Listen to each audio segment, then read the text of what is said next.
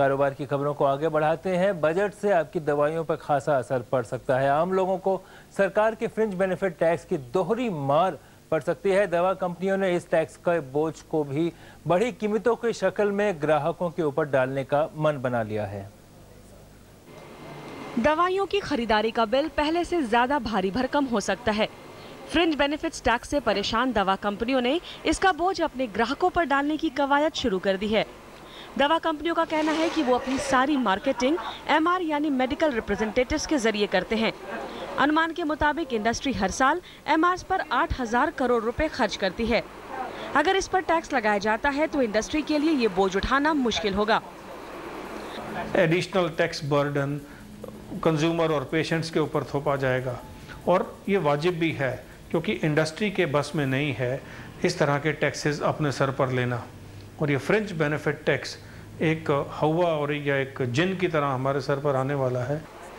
दवा कंपनियों का ये भी कहना है कि पिछले कुछ समय से सरकार उन पर कोई ना कोई बोझ डालती रही है।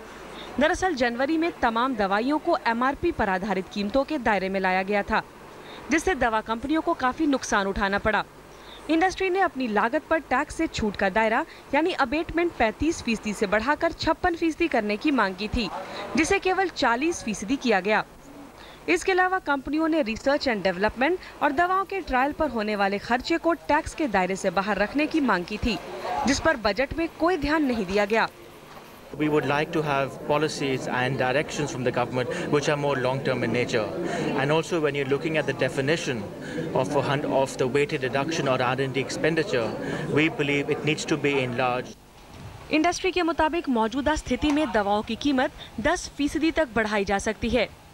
हालांकि इंडस्ट्री इस पर बात करने को तैयार नहीं, लेकिन सूत्रों के मुताबिक कुछ दवाइयों की कीमत पहले ही बढ़ाई जा चुकी है।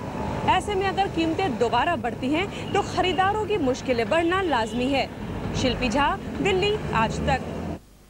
खासा नाराज है दवा उद्योग और ग्राहकों को मार पड़ सकती है। फार्मा उद्योग को केवल फ्रिंज बेनिफिट टैक्स के बोझ से ही शिकायत नहीं है। कंपनियों का कहना है कि सरकार को दवाइयों के अनुसंधान और विकास के लिए एक लंबी अवधि की योजना बनानी चाहिए। फिलहाल फार्मा कंपनियां यानी दवा कंपनियों को अनुसंधान पर टैक्स में छूट दी गई है, लेकिन ये छूट एक सीमित समय तक ही जारी रहेगी।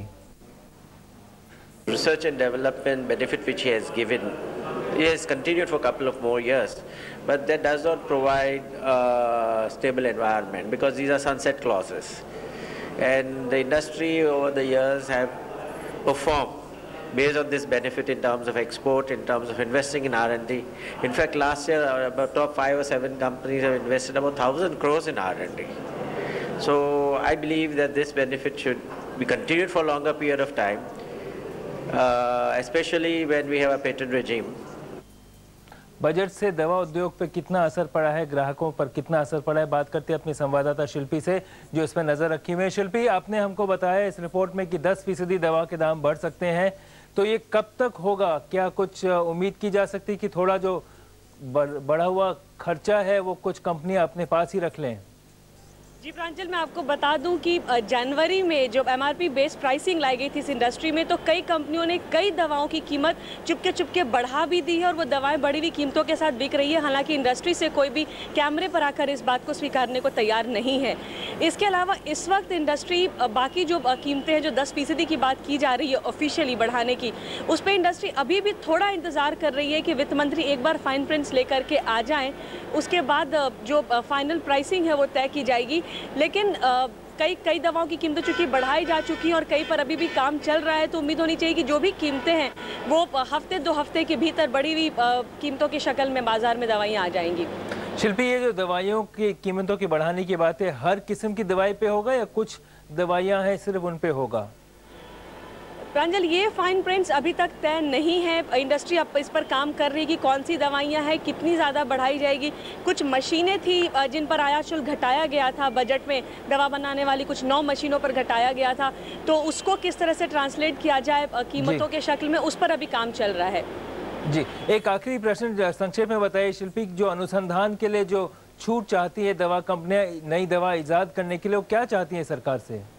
प्रांजल, कंपनियों का कहना है कि किसी भी एक नई दवा को बनाने में 10 से 20 साल का वक्त लगता है, हजारों करोड़ रुपए खर्च होते हैं और सरकार जो ये 2-2 साल के लिए छूट की सीमा बढ़ाती है या 2-2 साल के दिशा निर्देश जारी करती है तो इंडस्ट्री ये तय नहीं कर पाती है कि उसको किस ओर जाना है। इसलिए वो चाहते हैं कि जो भी नीति हो सरकार की और जो भी छूट हो वो लंबी अवधि के लिए कम से कम 10 से 15 साल के लिए दी जाए। जी जी जी, धन्यवाद शिल्पी। सरकार की नीति बहुत कम समय के लिए है, लेकिन कंपनियां चाहती हैं कि लंबी अवधि की नीति तैयार हो। फिलहाल वक्त है